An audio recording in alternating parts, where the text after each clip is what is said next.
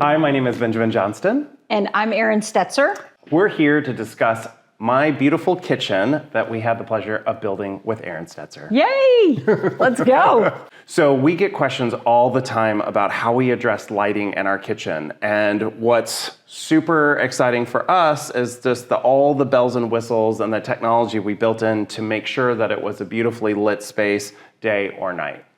How did you do that? Well, Tell me.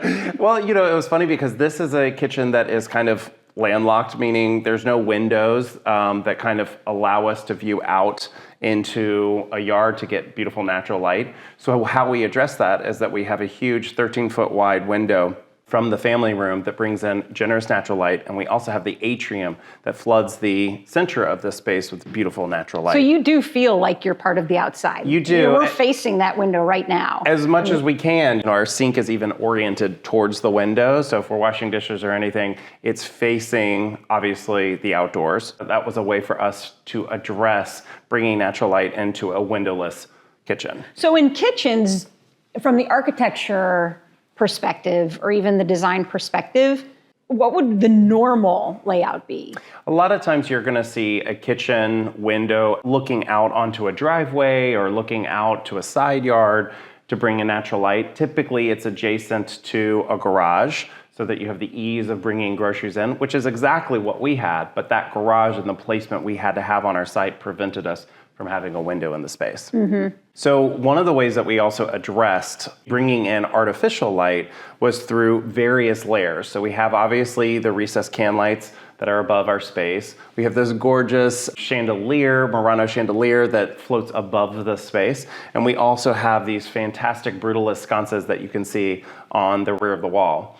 In addition to that, we have some cleverly hidden architectural lighting. So we have your standard under cabinet lighting, but then in addition to that, we ran the same under cabinet lighting underneath the hood in order to bring nice, even, consistent light that is hooked up to our home system so that with a push of a button, we can really turn on and activate the entire backsplash of the kitchen. And one of the cool things too that I learned during the process with the under cabinet lighting, if you take a look below, the LED placement made sure that we didn't have any shadows. So it actually covered the corners. And the way we did that was we actually mounted the lighting to the kind of right behind the front lip of the cabinet.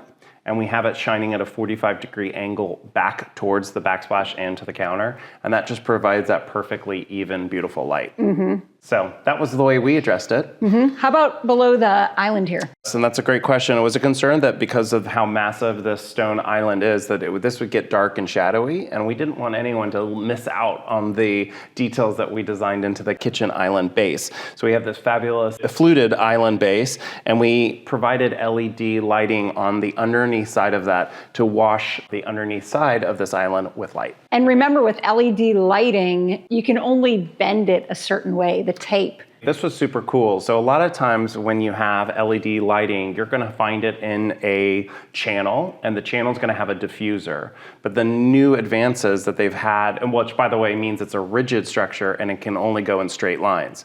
So in order to provide a nice smooth radius of light, what we did was we actually used a new product that is kind of LED diffusion strips. So it actually has the diffuser kind of built into the technology so that it's bendable and you can go around curves. And the diffuser part, we toss that term around a lot.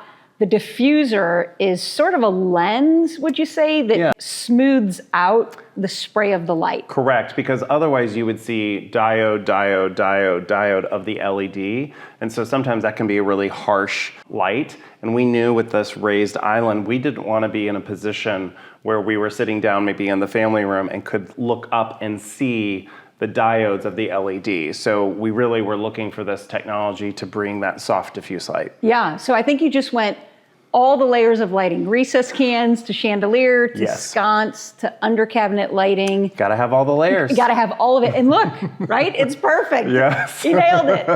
Thank you. Yeah.